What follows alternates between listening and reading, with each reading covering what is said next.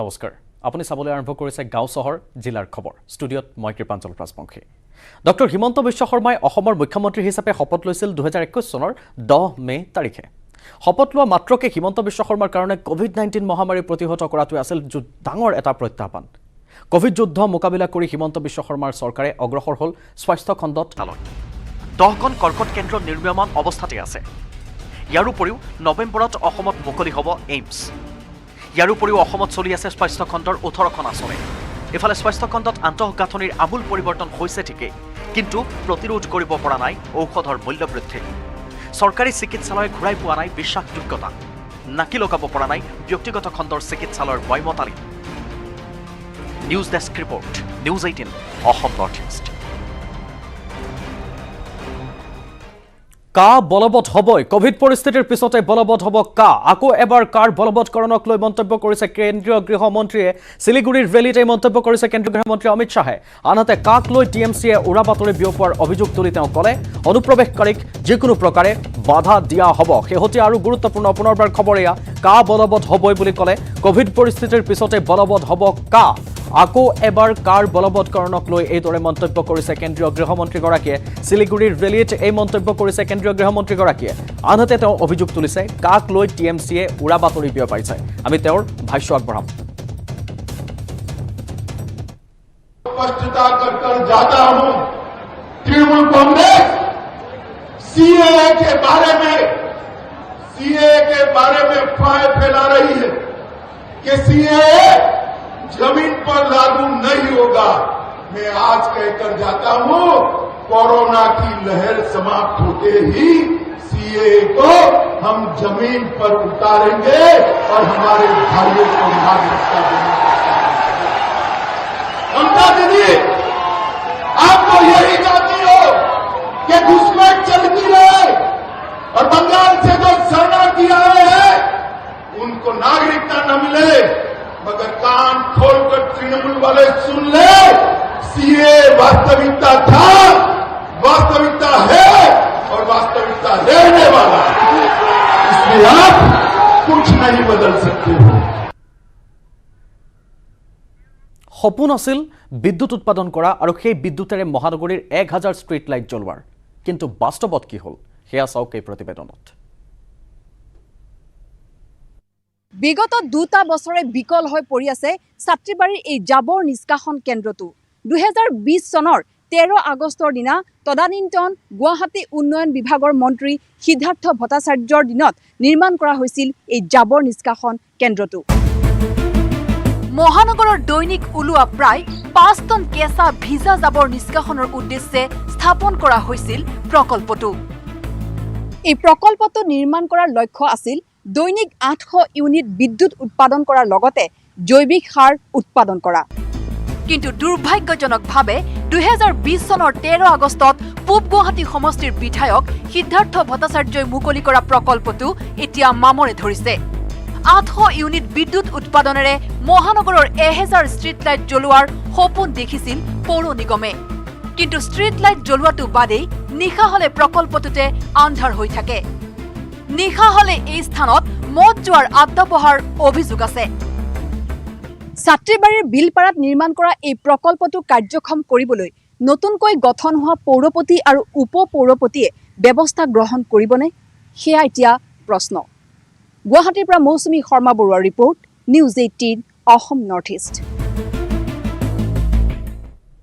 9 মেত মুকলি হ'ব জিএমচিএইচৰ ছুপাৰ স্পেচিয়েলিটি হাস্পতাল কেন্দ্ৰীয় গৃহমন্ত্ৰী অমিত শাহে মুকলি কৰিব হাস্পতালখন 300 বিছনাযুক্ত এই চেণ্টাৰত থাকিব 4টাকৈ বিভাগ অত্যাধুনিক যন্ত্ৰপাতি সা সঁজুলিৰে সজ্জিত চিকিৎসালয়খনত উপলব্ধ হ'ব উন্নতমানৰ চিকিৎসা সেৱা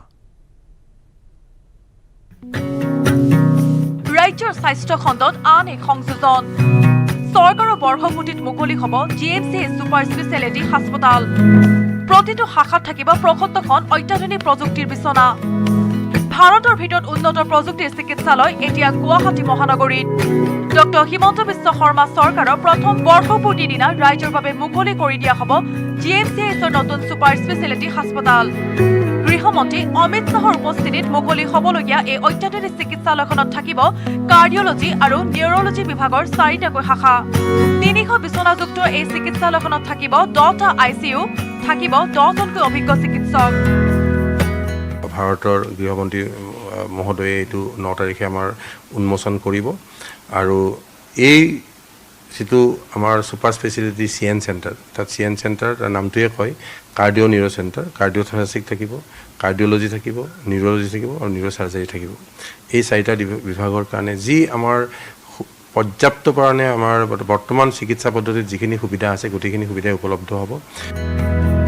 আন ব্যক্তিগত চিকিৎসালয়ৰ নিচিনা সকলো সুবিধা লাভ কৰিব ৰোগীয়ে।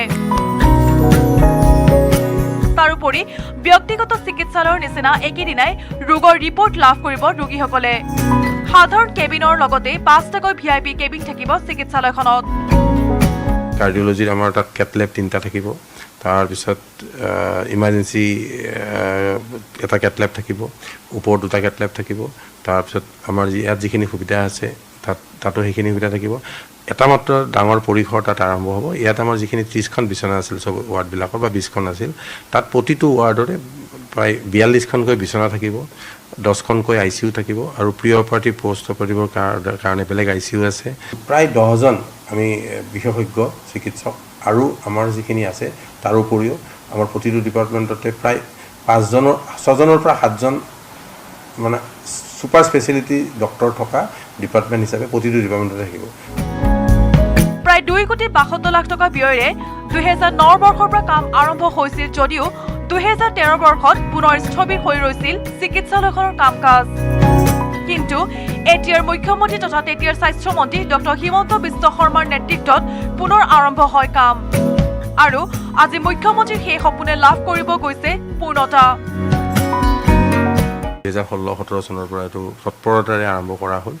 কৰি আগতে যি 88.75 কৰোৰ আছিল তাত আকৌ নতুন ছাৰ অহাৰ পিছত আৰু 182 কোটি টকা 184 কোটি টকা যোগ দিয়া হ'ল। যোগ দি প্ৰায় 272 কোটি টকাৰ গোটেই প্ৰকল্পটো, এই প্ৰকল্পটো এতিয়া ইতিমধ্যে সাজু হৈ ওলাইছে। নতুন চিকিৎসালয়খন মুকলি হোৱাৰ লগে লগে উন্নত চিকিৎসাৰ বাবে অসমৰ বাহিৰত যোৱা প্ৰৱণতা কমি আহিব বুলি আশাবাদী GMCH কৰ্তৃপক্ষ। কেমেৰাত সঞ্জয় বৰাৰ সহযোগত Hirakjyoti Malakar, news 18 Assam North east. মুখ্যমন্ত্ৰীৰ ঘোষণাৰ পাছতে উৎসাহৰ জোৱাৰ উৎফুল্লিত হৈ পৰিছে এতিয়া বড়ো সাহিত্য সভাৰ লগতে বিধানসভাৰ অধ্যক্ষ বিশ্বজিৎ দৈমাৰী।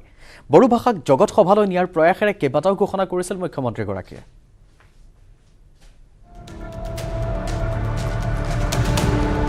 একাদশ আৰু দ্বাদশ শ্ৰেণীৰ পাঠ্যক্ৰমত সোমাব বড়ো ভাষা। বুধবাৰে বড়ো সাহিত্য সভাৰ অধিৱেশনত এই ঘোষণা কৰিছিল মুখ্যমন্ত্ৰী ডক্টৰ হিমন্ত বিশ্ব শৰ্মাই। লগতে ঘোষণা কৰিছিল বড়ো সাহিত্য সভালৈ ৰাজ্য চৰকাৰে 5 কোটি টকাৰ আৰ্থিক সাহায্য আগবঢ়োৱাৰ কথা। মুখ্যমন্ত্ৰীগৰাকীৰ এই ঘোষণাত উৎফুল্লিত হৈ পৰিছে বড়ো সাহিত্য সভা। অসম চৰকাৰৰ হৈ ঘোষণা কৰিব বিচাৰিছো যে এতিয়াৰ পৰা ক্লাছ 11 আৰু 12তো বড়ো মিডিয়াম প্ৰৱৰ্তন কৰাৰ ব্যৱস্থা কৰা হ'ব। আমি আগবঢ়োৱা আগত আৰ্থিক সাহায্যৰ উপৰিও বড়ো সাহিত্য সভাক আৰু 5 কোটি টকাৰ এটা ৰিভলভিং ফাণ্ড দিয়াৰ কথাও মই আজিৰ সভাতে ঘোষণা কৰিবলৈ পাই গৌৰৱ অনুভৱ কৰিছো। বড়ো সাহিত্য সভাৰ সভাপতি তৰেণ বড়োৱে কয়, বড়ো ভাষাক বিশ্ব দৰবাৰত প্ৰতিষ্ঠা কৰিবলৈ ৰাষ্ট্ৰপতিৰ যোগেদি ট্ৰান্সলেশ্যন অনলাইন এপ মুকলি কৰা হৈছে। আমি বড়ো সাহিত্য সভাই কিছুমান আঁচনি লৈছোঁ। সেই আঁচনিটো ইনফৰমেশ্যন টেকন'লজি, বিজ্ঞান আৰু প্ৰযুক্তিৰ লগত আমি খাপ খুৱাই লাৰ্ণিং টিচিং ৰাষ্ট্ৰপতিৰ হাতেৰে আমি এটা গুগলছ প্ৰজেক্ট লৈ পেলাই গুগলছ অনলাইন ডিকশ্যনাৰী বুলি এটা নাম বিহু আমি আজি লঞ্চিং কৰিলোঁ। ইফালে বিধানসভাৰ অধ্যক্ষ বিশ্বজিৎ দৈমাৰীয়েও মুখ্যমন্ত্ৰীৰ ঘোষণাক আদৰণি জনাইছে। ছেকেণ্ডাৰী লেভেলত সম্পূৰ্ণভাৱে মানে বড়ো ভাষাত মানে শিক্ষাদান কৰাৰ ব্যৱস্থা লাহে লাহেকৈ কৰাৰ কাৰণে তেখেতে ক'লে 2 এটা আৰম্ভণি কৰি ফালে মানে গোটেই বড়ো মাধ্যমটো যাহাতে 12 ক্লাছলৈকে, আৰু এইটো মই ভাবোঁ বড়োৰ ক্ষেত্ৰত যথেষ্ট সুবিধাজনক হ'ব বড়ো ছাত্ৰ ছাত্ৰীৰ ক্ষেত্ৰত। বিধানসভাৰ অধ্যক্ষগৰাকীয়ে কয়, ৰাজ্য চৰকাৰৰ মুখ্যমন্ত্ৰীয়ে অসমৰ প্ৰতিটো জাতি জনগোষ্ঠীৰ ভাষা সাহিত্যৰ বিকাশৰ বাবে আৰ্থিক সাহায্য প্ৰদান কৰি আহিছে। খিলঞ্জীয়া জনগোষ্ঠীৰ উন্নয়নৰ বাবে ইণ্ডিজিনিয়াছ ট্ৰাইবেল অৱ কালচাৰ নামৰ এটি সংস্থাও গঠন কৰিছে। বিভিন্ন যিবোৰ খিলঞ্জীয়া জাতি জনগোষ্ঠী আছে তেওঁলোকৰ ভাষা কলা সংস্কৃতি গুৰুত্ব প্ৰদান দি ফালে indigenous tribal faith and culture বুলি এটা বিভাগ খুলিছে। চৰকাৰৰ তৰফৰ পৰা সহায় আগবঢ়াৰ কাৰণে সিদ্ধান্ত লৈছে আৰু অলৰেডি আৰম্ভ কৰিছে। গতিকে সেই সিদ্ধান্ত মুখ্যমন্ত্ৰী ডাঙৰীয়াৰ আমি চবেই শলাগিব লাগিব। মুছলপুৰৰ পৰা মনোহৰ ৰাজবংশীৰ report, news 18 Assam North east.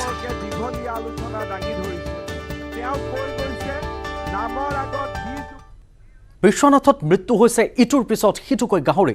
অস্বাভাৱিকভাৱে গাহৰিৰ মৃত্যুৰ পিছতে পোহৰলৈ আহিছে জিলাখনত সোৱাইন ফিভাৰৰ সংক্ৰমণৰ কথা। পৰিস্থিতিৰে মোকাবিলা কৰিবলৈ নিষিদ্ধ কৰি দিয়া হৈছে গাহৰিৰ মাংস। আমাৰ এক প্ৰতিবেদন। বিশ্বনাথত সোৱাইন ফিভাৰৰ আতংক। দুদিনতে মৃত্যু হৈছে 157টা গাহৰি। পশুপালন বিভাগে নিধন কৰিলে 70টা গাহৰি। অস্বাভাৱিক হাৰত গাহৰিৰ মৃত্যুৱে আতংকৰ সৃষ্টি কৰিছে গাহৰি পালকসকলৰ মাজত।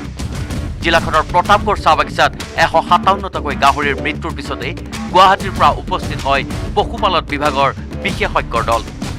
বৃহস্পতিবাৰে দলটোৱে 70টাকৈ গাহৰি নিধন কৰি পুতি পেলোৱাৰ ব্যৱস্থা কৰে।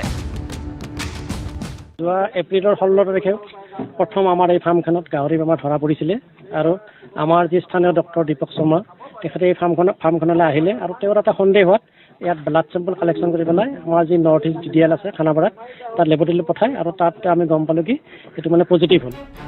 পশুপালন বিভাগে প্ৰতাপগড় চাহ বাগিচাৰ পুৰণি বস্তি লাইন অন্যান্য 5খন গাঁৱৰ উপৰি বলুডুঙা আৰু 59খন গাঁৱৰ 1 কিলোমিটাৰ ব্যাসাৰ্ধৰ ভিতৰত আক্ৰান্ত অঞ্চল বা কণ্টেইনমেণ্ট জন ঘোষণা কৰিছে।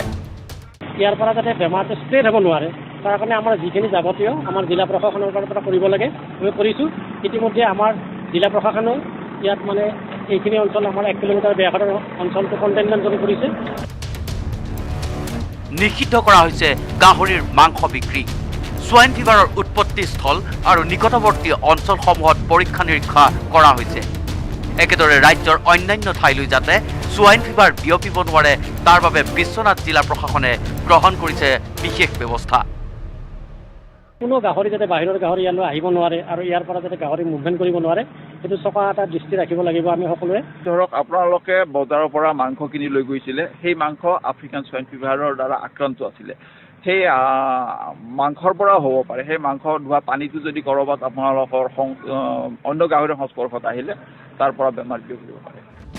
সংক্ৰমিত এলেকাৰ 10 কিলোমিটাৰ ভিতৰত নিৰীক্ষণ ক্ষেত্ৰ হিচাপে ঘোষণা কৰাৰ লগতে কোনো জীৱিত গাহৰি বা গাহৰিৰ মাংস অঞ্চলটোৰ পৰা বাহিৰলৈ নিয়াত নিষেধাজ্ঞা জাৰি কৰিছে।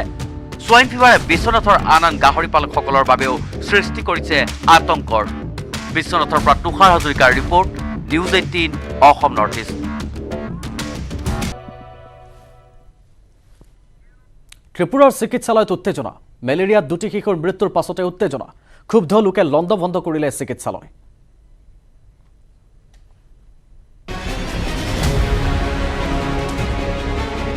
ত্ৰিপুৰাত মেলেৰিয়া আক্ৰান্ত 2টি শিশুৰ মৃত্যুক লৈ উত্তেজনা।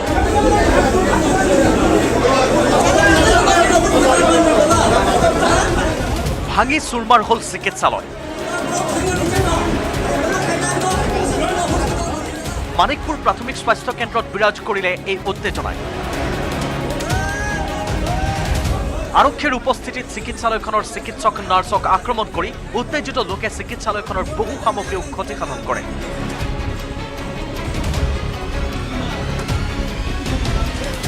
মেলেৰিয়াত আক্ৰান্ত হৈ মৃত্যু হৈছিল ধৰ্মিতা ত্ৰিপুৰা আৰু ধনঞ্জয় ত্ৰিপুৰা নামৰ শিশু দুটিৰ। চিকিৎসাধীন অৱস্থাত মৃত্যু হোৱা শিশু দুটিক উপযুক্ত চিকিৎসা প্ৰদান নকৰাৰ অভিযোগত উত্তেজিত হৈ পৰে লোকসকল। দায়িত্বত নিয়োজিত চিকিৎসক প্ৰণৱদেৱ বাৰ্মাক উত্তেজিত জনতাই আক্ৰমণ কৰি গুৰুতৰভাৱে আহত কৰাত চিকিৎসকগৰাকীক চাইলেংটা চিকিৎসালয়ত ভৰ্তি কৰোৱা হয়।